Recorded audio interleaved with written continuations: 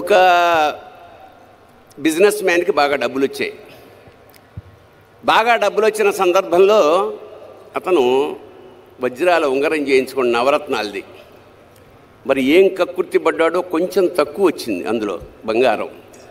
పెట్టుకున్నాక రాత్రి తీసేద్దామంటే బిగుసుకుపోయింది, రావట్లా. ఏదో ఆయిల్ రాశాడు, కష్టపడ్డాడు, రాలేదు. రాత్రంతా ప్రయత్నిస్తే వేలు ఉబ్బిపోయింది. పొద్దున్నే భార్యకి చూపించాడు, వేలు ఉబ్బిపోయింది, ఏం చేయమంటావని. మరి ఎట్లాగా వెళ్ళి చూపించండి అంటే కంసాలి దగ్గర తీసుకెళ్ళాడు కట్ చేయించి. అతను అన్నాడు, కాదండి బాగా వాచిపోయింది, కష్టం, ఒకసారి డాక్టర్కి చూపించండి. డాక్టర్కి చూపించుంటే కట్ చేయాల్సింది అంటే ఏంటి వేలా అన్నారు. కాదు ఉంగరం. మరి ఎలాగా రావట్లేదు. అప్పుడు వాళ్ళ భార్య చెప్పింది, ఒక పని చేద్దామండి, నాకు వెంకటేశ్వర స్వామి అంటే విపరీతమైన భక్తి, ఆయన్ని మొక్కుకోండి, అదే యాజ్ ఇట్ ఈజ్గా వచ్చేస్తుంది అని. సరే వెంకటేశ్వర స్వామికి మొక్కుకున్నాడు. ఏమని మొక్కుకున్నాడు? స్వామి, ఈ ఉంగరం లూజ్ అయ్యి చచ్చిపోతున్నాను, దీంతో ఇది గనక పడిపోతే వచ్చేస్తే గనక నీకు ఉంగరం యాజ్ ఇట్ ఈజ్గా హుండీలో వేసేస్తాను అన్నాడు. వెంకటేశ్వర స్వామి ఇలాంటి విషయాల్లో చాలా హాయిగా చిరునవ్వు నవ్వుతూ అలాగే అన్నాడు. కట్ చేస్తే నెక్స్ట్ డే కల్లా వాపు తగ్గిపోయి ఉంగరం వచ్చేసింది. చెప్పాను నేను వెంకటేశ్వర స్వామిని నమ్ముకుంటే ఎలా ఉంటుందో అని. వెంటనే తిరుపతి ప్రయాణం అయ్యారు వీళ్ళు. తీరా అక్కడికి వెళ్ళేసరికి పేపర్లో గుండె పగిలే వార్త ఏమిటంటే బంగారం ధర అమాంతంగా 100 రెట్లు పెరిగిపోయింది. అంటే ఇప్పుడు 50,000 ఉన్నది 5 లక్షలు అయింది అనుకోండి. ఇంత డబ్బు ఉంగరం వేస్తానన్నాను, ఇదేమిటిది అని చెప్పి అతను వెంకటేశ్వర స్వామితో మళ్ళీ ఒక కాంట్రాక్ట్ ఒప్పుకున్నాడు.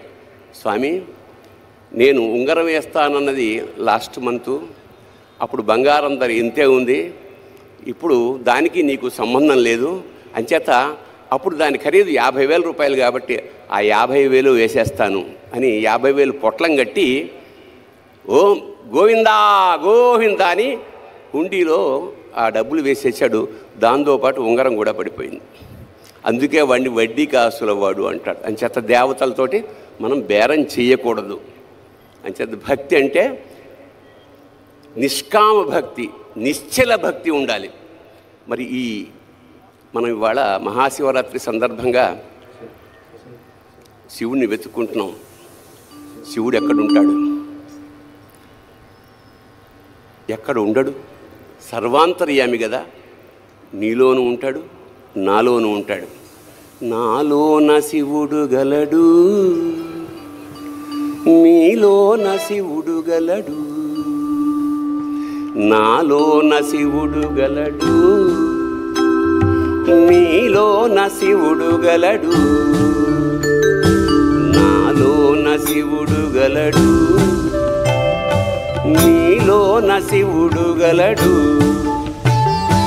నాలోన గల శివుడు నీలోన గల శివుడు లోకమ్ములేలగలడు,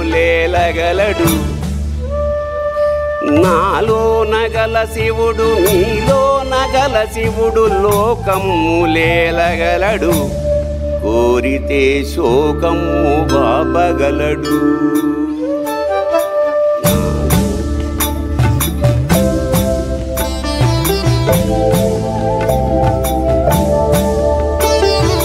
నాలోన శివుడు గలడు,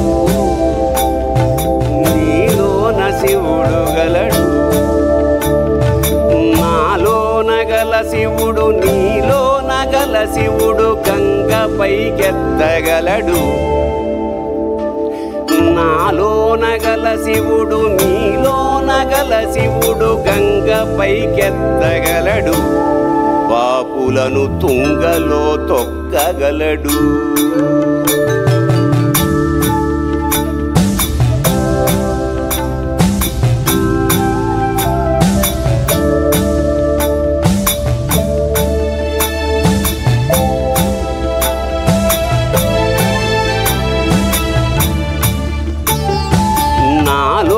గల శివుడు నీలోన గల శివుడు ఒక కన్ను తెరవగలడు, నాలోన గల శివుడు మీలోన గల శివుడు ఒక కన్ను తెరవగలడు, వద్దంటే రెంటిని మూయగలడు.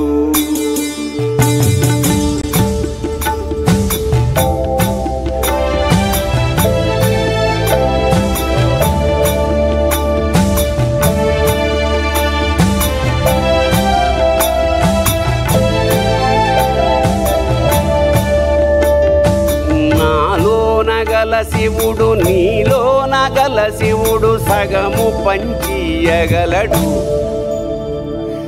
నాలోన గల శివుడు నీలోన గల శివుడు సగము పంచియగలడు, తిక్కతో అసలు తుంచేయగలడు.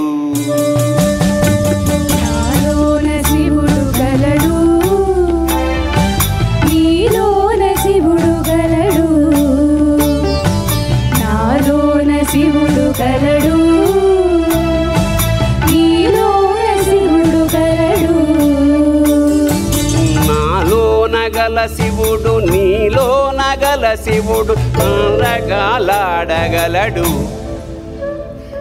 నాలోన గల శివుడు నీలోన గల శివుడు నాటకాలాడగలడు, తెరదించి మూట కట్టేయగలడు. నాటకాలాడగలడు, తెరదించి మూట కట్టేయగలడు. నాటకాలాడగలడు, తెరదించి మూట కట్టేయగలడు.